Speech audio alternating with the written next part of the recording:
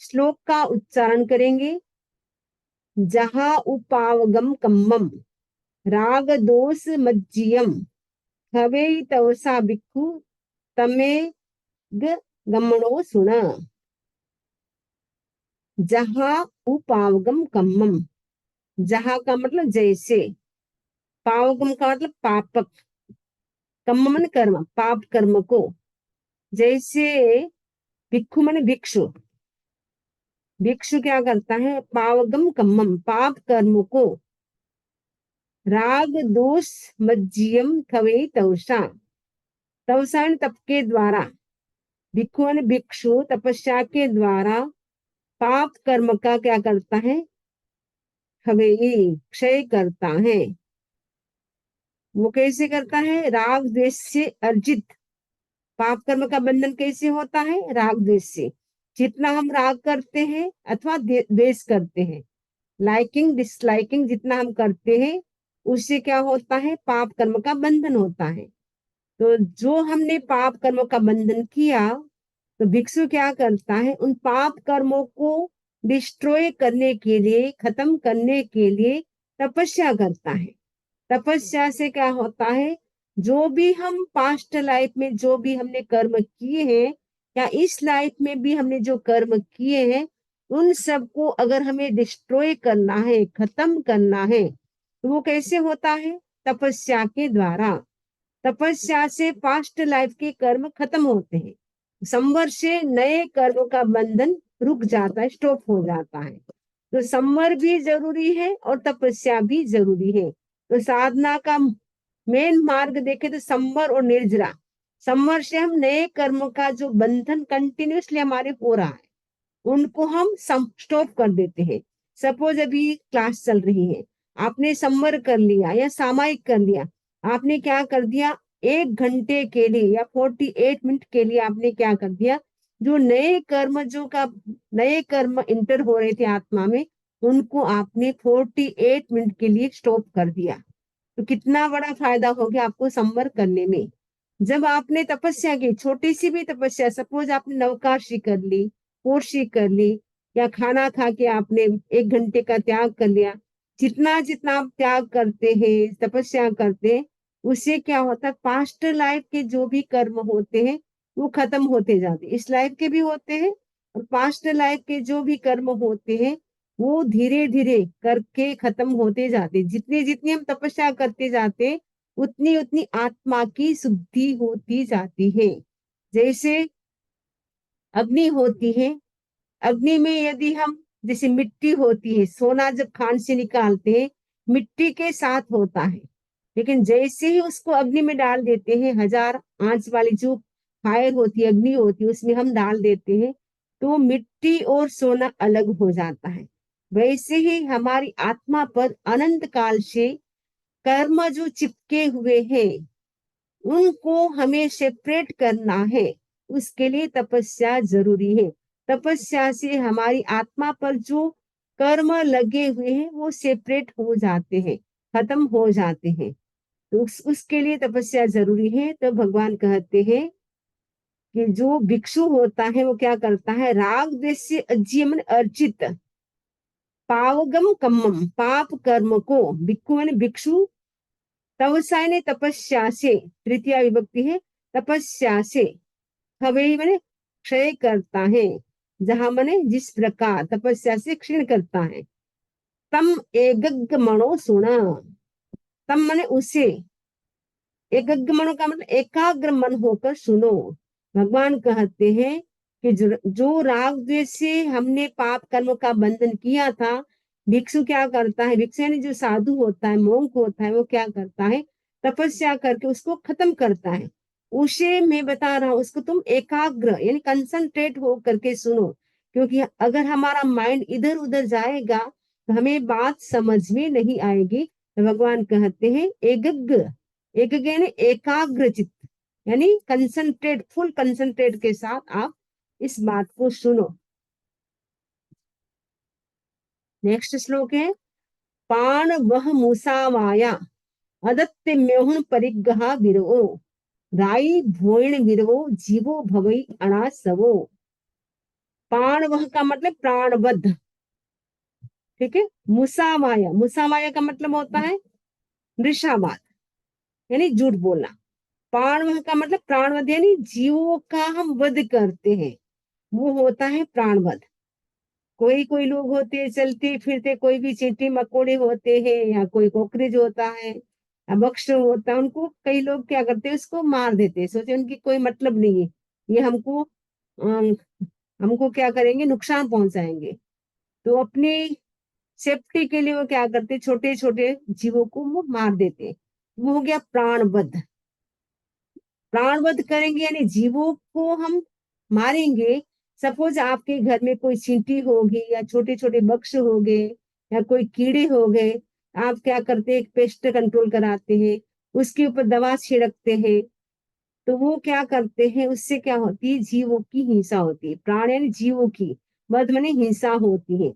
और जितना जितना हम इस प्रकार का पाप करेंगे, जीवों की हिंसा करेंगे, तो हमारा अल्प आयुष्य और अशुभ आयुष्य बन सकता है। इसीलिए जीवों की हमें क्या करनी चाहिए, रक्षा करनी चाहिए। ये बेचारे अत्राण हैं, हम उनकी रक्षा कर सकते हैं। इसलिए आचार्य महाप्रज्ञ जी ने गीत में भी गाया है, अत्राण रहे हम अब तक, अब त्राण स्वयं बन जाए। क्योंकि अभी तक तो हम अत्राण थे, यानी हमारी कोई रक्षा करने वाला नहीं था। बेचारे चींटी मकड़े छोटे छोटे जीवों की कौन रक्षा करता है।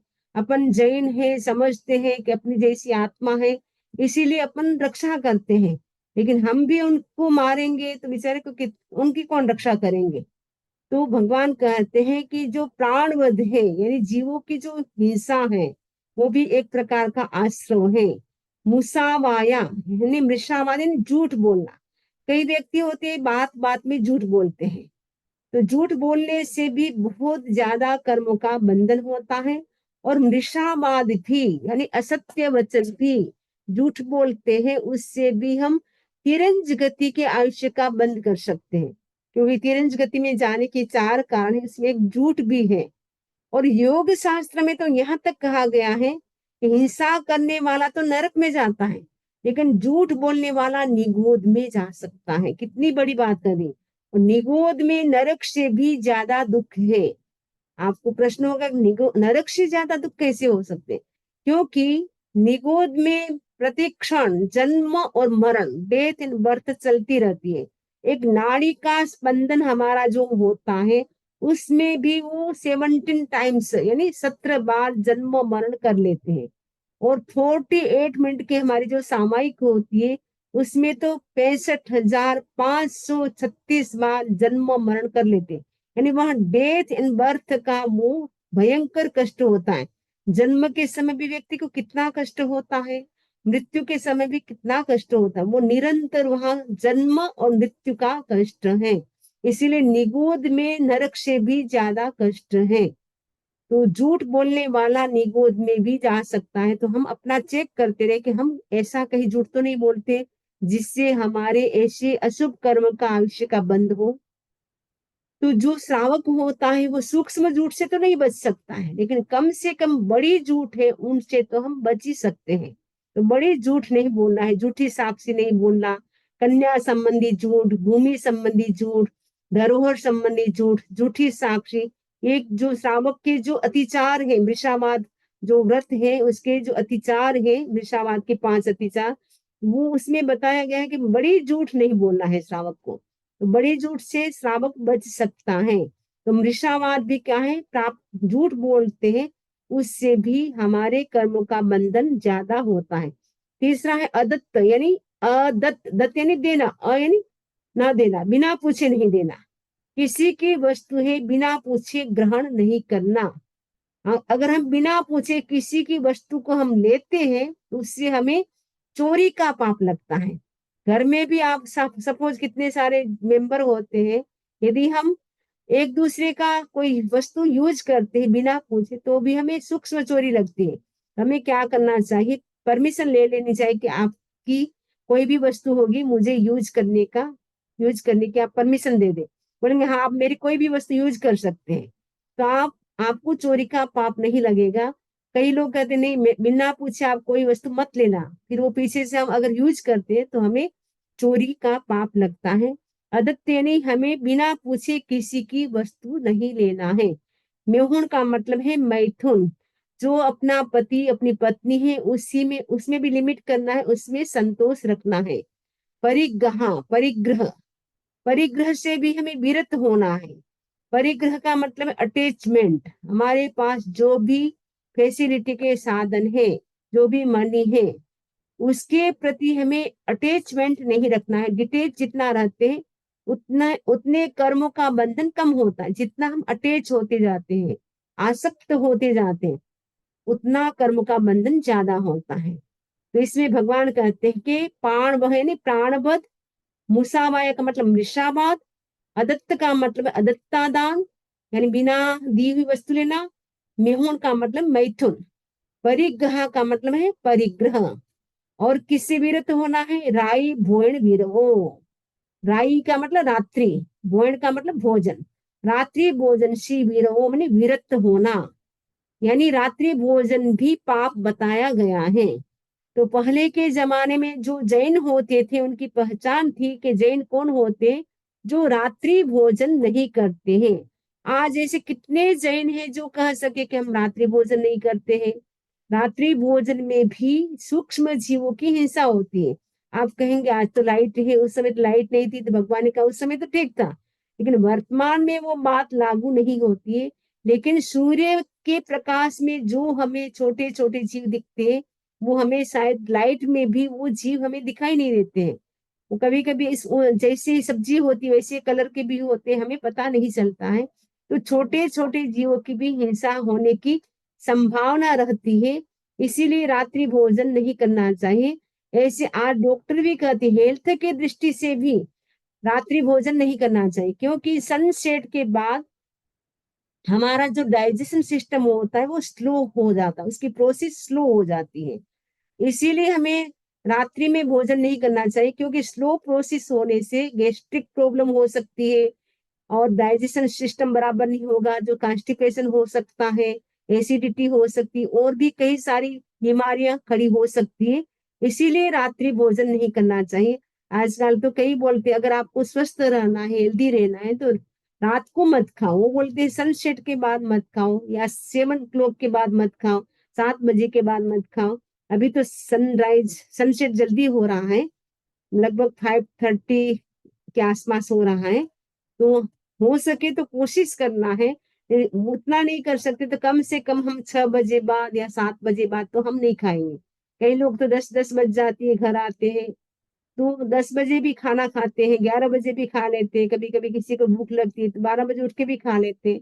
तो हमें लिमिट करना है कि कम एटलीस्ट हम 10 बजे बाद तो खाएंगे ही नहीं। हो सके तो हमें जल्दी खाना है, क्योंकि खा करके आप तुरंत सो जाते हैं तो उससे भी डाइजेशन जो हमारा सिस्टम है वो भी प्रभावित होता है। इसीलिए वो सही ढंग से पाचन नहीं होता है। कम से कम सोने और खाने के बीच में 4 से 5 घंटा गैप होना जरूरी है, क्योंकि जो हम खाना खाते हैं उसको कम से कम 4 से 5 घंटा तो पचने में लगता ही लगता है। सिंपल भोजन करते हैं तब, यदि हम एकदम स्पाइसी करते हैं, गरिष्ठ भोजन करते हैं, उसको पचने में तो 17-18 घंटे लग जाते हैं।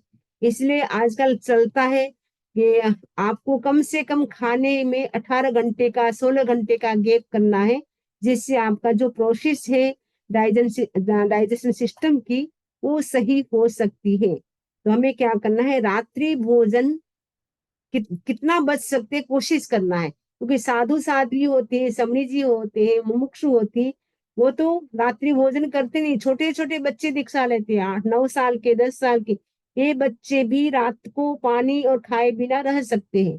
तो क्या हम नहीं रह सकते हैं? अगर प्रतिदिन रहे तो बहुत अच्छी बात है। कम से कम आप अष्टमी, चतुर्दशी, अमावस्या, पूनम जो बड़ी तिथि आती है उस दिन तो कम से कम हम रात्रि भोजन नहीं करेंगे, प्रतिक्रमण करेंगे। तो वो आप कितना कर सकते हैं मैक्सिमम करने की कोशिश करें, क्योंकि मनुष्य भाव में ही हम साधना कर सकते हैं। तो रात्रि भोजन से भी हमें क्या करना है? विरत होना है। जीवो भवई अनासो, अगर ऐसा हम करते विरत होते यानी उनका हम त्याग करते तो उससे क्या होता है? अनाश्रव होता है। यदि त्याग नहीं करते तो आश्रव होता है। यानी आश्रव का मतलब इंटर, आना, यानी पाप कर्म का आना, यानी पाप कर्म का बंधन होता है।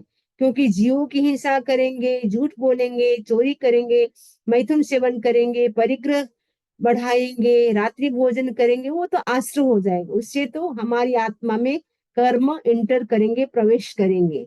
जब हम उनका विरोह का मतलब त्याग करेंगे, हम जीवों की हिंसा नहीं करेंगे, हम झूठ नहीं बोलेंगे, हम चोरी नहीं करेंगे, हम मैथुन सेवन नहीं करेंगे, परिग्रह नहीं रखेंगे, रात्रि भोजन नहीं करेंगे, तो अनासव हो जाएंगे। यानी अनाश्रव का मतलब संवर हो जाएगा। जितना जितना हम त्याग करते जाते हैं, उतना उतना हमारा संवर बढ़ता जाता है, और संवर होने से नए कर्म का बंधन नहीं होता है। तो कितना बड़ा लाभ हो जाता है, नए कर्मों के बंधनों से हम बच जाते हैं। नेक्स्ट है पंच समयो तिबुत्तो अकसाऊ जी इंदियो अगारवो ये निस्सल्लो जीवो हुई अनासवो। जीव अनाश्रव कैसे होता है, यानी अनाश्रव का मतलब संवर उनको कैसे होता है। पंच समयो तिबुत्तो, पंच समयो का मतलब पांच समिति। पांच समिति कौन सी है पता है आपको? पांच समिति के नाम है ईर्ष्या, भाषा, ऐष्णा, आदान निक्षेप, उत्सर्ग। ये पांच समिति है। त्रिगुप्तों का मतलब तीन गुप्ती, मनोगुप्ती, वचन गुप्ती और काय गुप्ती। अकसायो जी इंद्रियो, अकसायो का मतलब अकसाय, चार कसाय है, क्रोध, मान, माया, लोभ। मने नहीं, कसाय नहीं करना, वो अकसाय हो गया।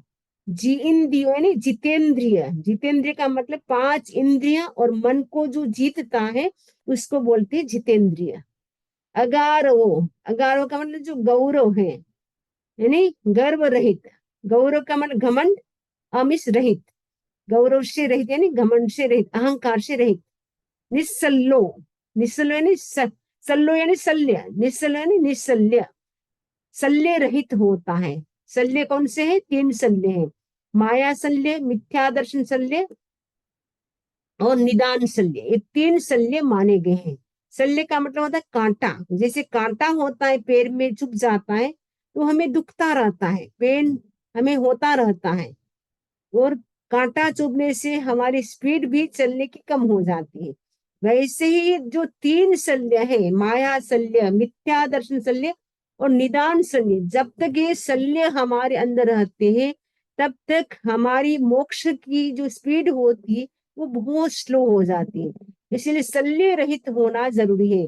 भगवान कहते निशल्य व्रति, जो निशल्य होता है, जो शल्य रहित होता है वो व्रति होता है। जब तक शल्य होता है तब तक व्रत भी नहीं होता है। इसीलिए हमें शल्य से भी दूर रहना है। हम माया तो नहीं कर रहे हैं, हमारे अंदर मिथ्या दर्शन तो नहीं है, यानी विपरीत श्रद्धा तो नहीं है, और निदान यानी कोई वस्तु, कोई आप तपस्या कर रहे हैं, कोई भौतिक वस्तु की उसके बदले डिमांड तो नहीं कर रहे हैं, या पहले आपने जो तपस्या कर रखी है पास्ट लाइफ में या इस जन्म में भी, तो आप ऐसा संकल्प तो नहीं कर रहे हैं कि मेरी तपस्या का फल हो तो मुझे ऐसा मिले। तो निदान हो जाता, निदान करने से भी हमारा भव भ्रमण बढ़ जाता है। छोटी सी डिमांड आपको वो की वो तो मिल जाएगा, लेकिन उसके बदले आपकी जो तपस्या थी वो सारी की सारी बिक जाएगी, फिर आपको कोई भी उसका फल नहीं मिलेगा। बस छोटी सी डिमांड जो आपने की उतना मिला, उसके अतिरिक्त आपको कुछ भी मिलने वाला नहीं है। इसलिए हमें शल्य रहित होना है। जीवो होई अनासवो, और इससे जीव क्या होता है? अनाश्रव होता है। होई का मतलब है भवती, भवती मीन्स होता है, जीव मीन्स जीव, अनासव यानी अनाश्रव होता है, यानी आश्रव रहित होता है। यानी कर्मों का बंधन उनको नहीं होता है। किनको नहीं होता है? जो पांच समयुक्तियों का पालन करता है, तीन गुप्तियों का पालन करता है, और जो कसाय नहीं करता है। कर्म का बंधन किससे होता है? कसाय से होता है। राग और द्वेष, क्रोध, मान, माया और लोभ, ये चार कसाय है, उनको राग और द्वेष में हम डिवाइड कर देते हैं। मूल तो राग और द्वेष है। तो कसाय से जब हम रहित हो जाते हैं, कर्म का बंधन भी नहीं होता है।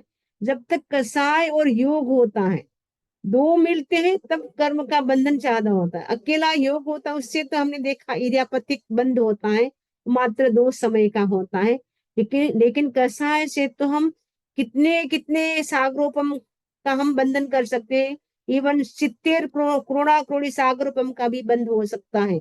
मोहनीय कर्म है वो कितने हैं, चित्तेर क्रोड़ा क्रोड़ी सागरोपम की उसकी ड्यूरेशन है, स्थिति है। तो कसाय रहित होना बहुत जरूरी है। तो जितना हम कसाय रहित होंगे उतना हमारा आगे का अर्थ है वो अच्छा होगा। कसाय मुक्ति किल मुक्ति रेव, भगवान कहते हैं, जो आचार्य हरिभद्र सूरि थे उन्होंने ये श्लोक लिखा था, कसाय मुक्ति किल मुक्ति रेव। मुक्ति किसकी होती है, जो कसाय रहित होता है। भले कोई साधना करे न करे, लेकिन कसाय खत्म कर दिया अगर आपने, तो इसी जन्म में आपकी मुक्ति हो सकती है। तो कसाय पर हम कंट्रोल कैसे कर सकते हैं, उस पर हमें चिंतन करना है कि हमारा क्या क्रोध कम हुआ, मान माया लोभ, क्रोध को हमें उपशम से जीतना है, मान को हमें मृदुता से जीतना है, माया को ऋजुता से जीतना है, लोभ को हमें संतोष से जीतना है। तो चारों कसायों को हम कितना जीत सकते हैं, कम कर सकते हैं, उसके लिए हमें पुरुषार्थ करना है। सुनने से तो नहीं होगा, सुनने से आपके मन में आएगा, लेकिन उसके साथ साथ हमें अप्लाई करना है। अप्लाई नहीं करते, सुनते तो बहुत सारा है, अप्लाई करें। जो भी हम सुने एक वाक्य ग्रहण कर ले कि आज का जो हमने उत्तराधायन सूत्र का वाचन किया है उसमें से एक वाक्य कि कल हम पूरा दिन कसाय नहीं करेंगे, कल पूरा दिन हम ईर्ष्या समिति के साथ चलेंगे, कल हम पूरा दिन झूठ नहीं बोलेंगे। एक एक संकल्प कर सकते हैं, एक एक संकल्प करते हैं, उससे भी हमारे में बदलाव शुरू हो जाता है। तो स्टेप बाय स्टेप हम आगे बढ़ सकते हैं। नेक्स्ट है ए सिम तु विवच्चासे राग दोष समज्जियम जहां खमई भिक्खु तम में एक मणो सुना। ए सिम विवच्चासे, इनसे विपरीत, ये जो ऊपर जो बताए उनसे विपरीत आचरण से राग दोष समज्जियम, राग देश से जो कर्म उपार्जित होता है, जहां खवई भिक्खु तम में एक मणो सुना, उसे भिक्षु जिस प्रकार क्षीण करता है उसे एकग मनो यानी एकाग्र मन होकर सुनो। इनसे विपरीत आचरण में राग द्वेष से जो कर्म उपार्जित होता है उसे भिक्षु जिस प्रकार क्षीण करता है उसे एकाग्र मन होकर सुनो। जहां महातलायस सन्निरुद्धे जलागमे उसी वणाए तवणाए कम्मेणम शोषणा भवे। जहां मिस जिस प्रकार, महामिस बड़ा, तलायसम तालाब, जो बड़ा जो तालाब होता है वो उसमें क्या होता है, जलागम में जल आने के मार्ग का क्या होता है, सन्निरुद्धे निरोध करने से। तालाब है उसके अंदर नाला है तो पानी आता रहेगा, लेकिन हमने क्या कर दिया, सन्निरुद्धे ने उसको स्टॉप कर दिया, रोक दिया, उसके अंदर हमने नाले के अंदर क्या डाल दिया, कपड़ा डाल दिया, उसको हमने कंप्लीट बंद कर दिया। जो पानी आ रहा था उस नाले को हमने क्या कर दिया, बंद कर दिया, तो पानी आना क्या हो गया, स्टॉप हो गया। तो वैसे ही हमारी आत्मा में निरंतर कर्म एंटर होते रहते, प्रवेश होते रहते हैं। जैसे नाले से पानी आता रहता है, वैसे आश्रव के माध्यम से हमारी आत्मा में भी पाप कर्म प्रवेश करते रहते हैं। उसको स्टॉप करने के लिए हम क्या करते हैं, संवर करते हैं। पानी का जो आगमन हो रहा था, तालाब में पानी आ रहा था, उसको स्टॉप करने के लिए क्या करते हैं, पानी का जो नाला था उसको हमने कंप्लीट बंद कर दिया, तो पानी आना बंद हो गया। वैसे ही हम संवर करते जाए, त्याग करते जाए, जितना जितना हम संवर करेंगे उतने उतने नए कर्म का बंधन है वो रुकता जाएगा, स्टॉप होता जाएगा। उसी उसी बनाए तवणाए, उसी उसी बनाए का मतलब उलीचने से, माने पानी जो भर गया था, आपने जो तालाब था उसमें पानी का जो नाला था उससे पानी आ रहा था, लेकिन आपने उस नाले को निरुद्ध यानी रोक दिया, बंद कर दिया, तो पानी आना तो बंद हो गया, लेकिन पहले से जो पानी भर गया है उसको क्या करे, उसको उलीचे, बकेट लेकर के उसको हम बाहर निकाले। और कमेण में शोषणा भवे, सूर्य के ताप से वो क्रमशः सूख जाता है। जो पानी जो भर गया था, जल को उलीचने से एक तो उलीच उलीच कर यानी बकेट भर भर करके हम बाहर निकालते हैं, कि थोड़ा बहुत जो बचता है वो जो सूर्य का ताप होता है तवणाय का मतलब ताप से क्या हो जाता है, शोषणा। शोषणा का मतलब है सूख जाता है। सूर्य के ताप से वो कम्यणम का मतलब क्रमशः सूख जाता है, मतलब एक दिन में तो नहीं सूखता है, जैसे जैसे सूर्य का ताप आता जाता है वो थोड़ा बहुत पानी रह जाता है, वो भी सूख जाता है। जिस प्रकार कोई बड़ा तालाब तालाब जल आने के मार्ग का निरोध करने से, जल को उलीचने से सूर्य के ताप से क्रमशः सूख जाता है। एवं तु संजय सावी पावकम्म निरासवे भव कोड़ी संचयम कम्मम तवसा निज्जरिज्जये। एवं माने इसी प्रकार, संजय का मतलब संयमी पुरुष, संजय सावी का मतलब है संयमी पुरुष के, पाव कम्म निरासवे, पाव यानी पाप, कम यानी कर्म, निराश का ना निरोध हो जाता है। पाप कर्म आने के मार्ग का निरोध होने से क्या होता है, भव कोड़ी संचयम कम्मम। भव कोड़ी का मतलब, कोड़ी का मतलब करोड़ों भवों के, संचय मैंने संचित, कम्म मैंने कर्म, तपस्यायनी तपस्या के द्वारा, निज्जरिज्जयी निर्जीर्ण हो जाते हैं। यानी तपस्या करते हैं उससे कितने कितने कर्म का बंधन कम खत्म हो जाता है, करोड़ों भवों के। ये आगम कहता है भव कोड़ी संचय, मैंने कोड़ी यानी करोड़ों भवों के जो संचित कर्म है, पास्ट लाइफ यानी करोड़ों करोड़ों भव, क्योंकि अनंत काल से हम भटक रहे हैं संसार में, तो करोड़ों जन्मों के जो हमारे पाप होते हैं वो किससे खत्म होते हैं, डिस्ट्रॉय किससे होते हैं, तवसा। तपस्या का मतलब तपस्या के द्वारा, निजरिज्जयी निर्जीर्ण हो जाते, निर्जीर्ण का मतलब है खत्म हो जाते हैं, डिस्ट्रॉय हो जाते हैं। तो हमें क्या करना है, तपस्या जितनी भी हम कर सकते हैं, हमें अपनी शक्ति का गोपन नहीं करना चाहिए, जितना भी करें। और कुछ नहीं कर सके तो नौकाशी तो सोए सोए आ जाती है, तो कम से कम आप सोते समय नौकाशी बचक करके सोए, सनसेट के सनराइज के ठीक 48 मिनट के बाद वो नौकाशी आपकी आ जाती है। किसी किसी के तो उठते हैं, उठते ही नौकाशी आ जाती है, क्योंकि कई लोग इतने लेट सोते हैं, इतने लेट उठते हैं कि बिस्तर में ही उनकी नौकाशी आ जाती है, लेकिन वो पचखान नहीं करते, इसलिए उनको नौकाशी का लाभ नहीं मिलता है। हमें पचखान करना होता है नौकाशी का रात को सोते समय।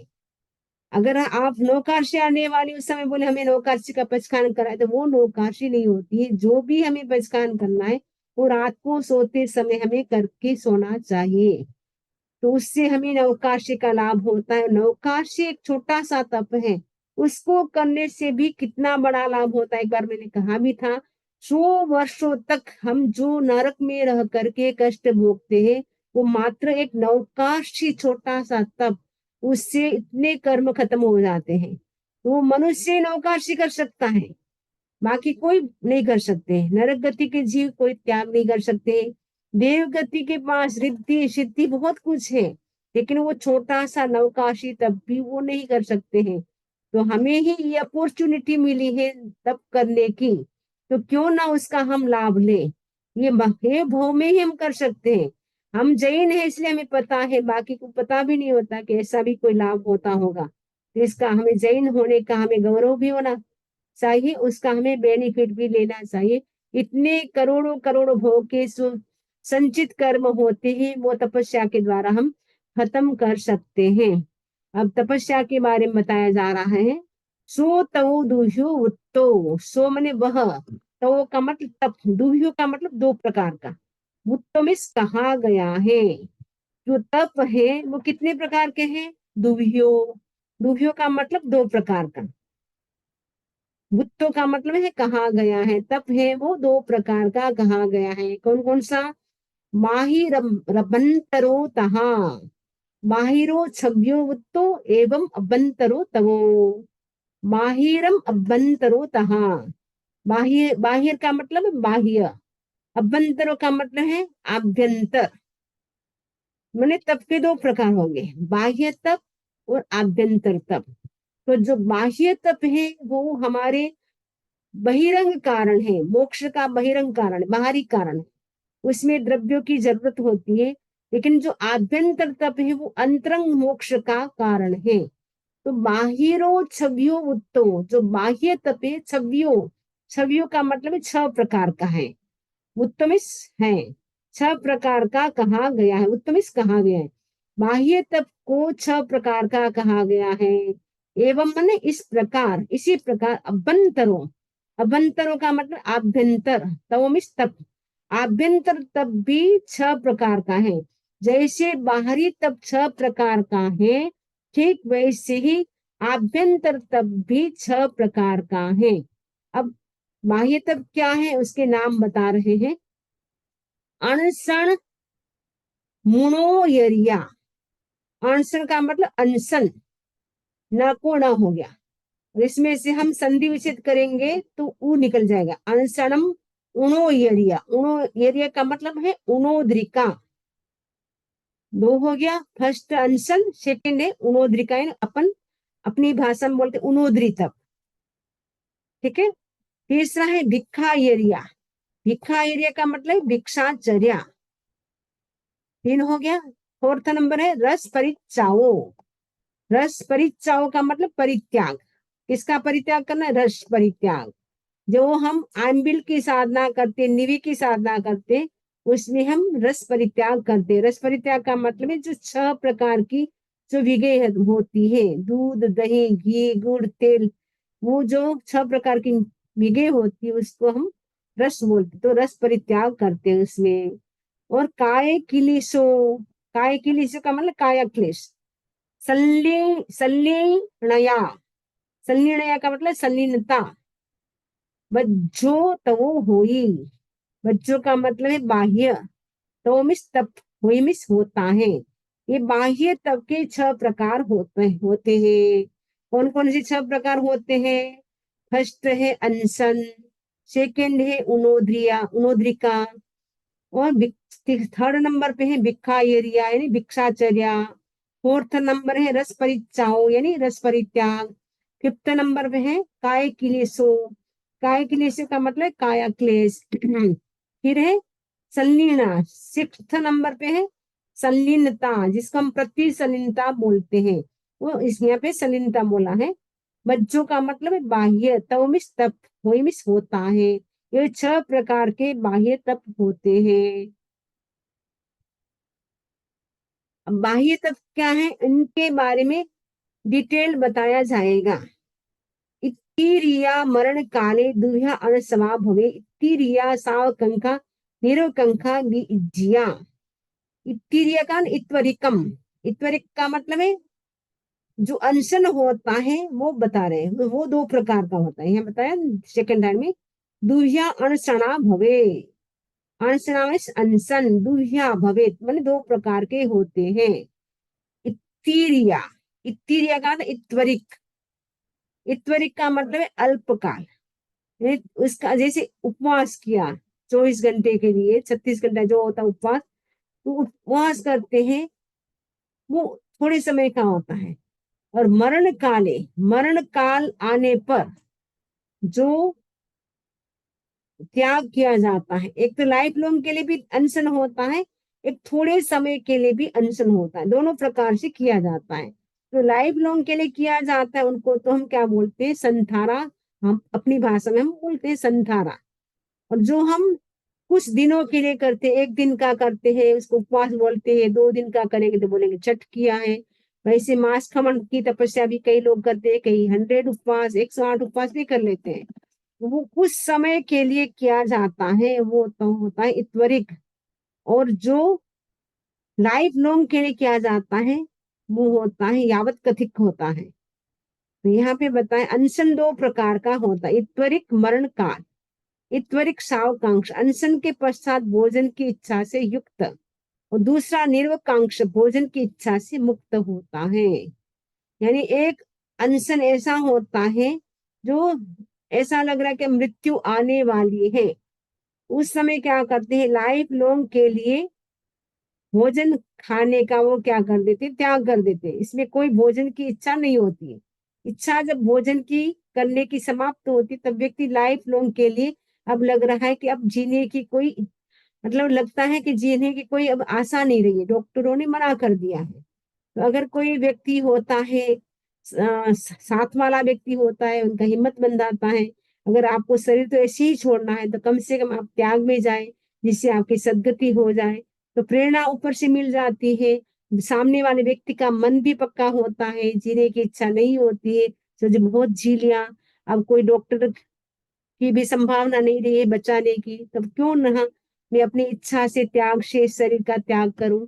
वो ऐसा सोच करके व्यक्ति क्या करता है, इच्छा से भी वो परिवार वालों को बोलता है मुझे अब संथारा लेना है, अब मुझे खाना नहीं खाना है। तो परिवार वाले क्या करते हैं, अवसर देख करके उनको संथारा का भी त्याग करते हैं, उनको सहयोग करते हैं धार्मिक अनुष्ठान में। दूसरा तप होता है जिसमें उपवास किया, फिर उसके बाद हमें खाने की इच्छा नहीं की, अब मेरे को पारना है, उपवास मेरा कंप्लीट हो गया। उसमें क्या होता है, इच्छा होती है भोजन करने की, क्योंकि उपवास फिनिश हो गया तो इच्छा हो जाएगी, 28 कर ली तो 8 दिन के बाद लगेगा अब मुझे पारना करना है, मेरे 28 हो गई, क्योंकि आपने थोड़ा संकल्प किया था। लेकिन लाइफ लॉन्ग के लिए करते हैं, उसमें खाने की इच्छा भी नहीं होती है। अब हमारा 9 श्लोक कंप्लीट हो गया है, 5 मिनट का समय और है, किसी को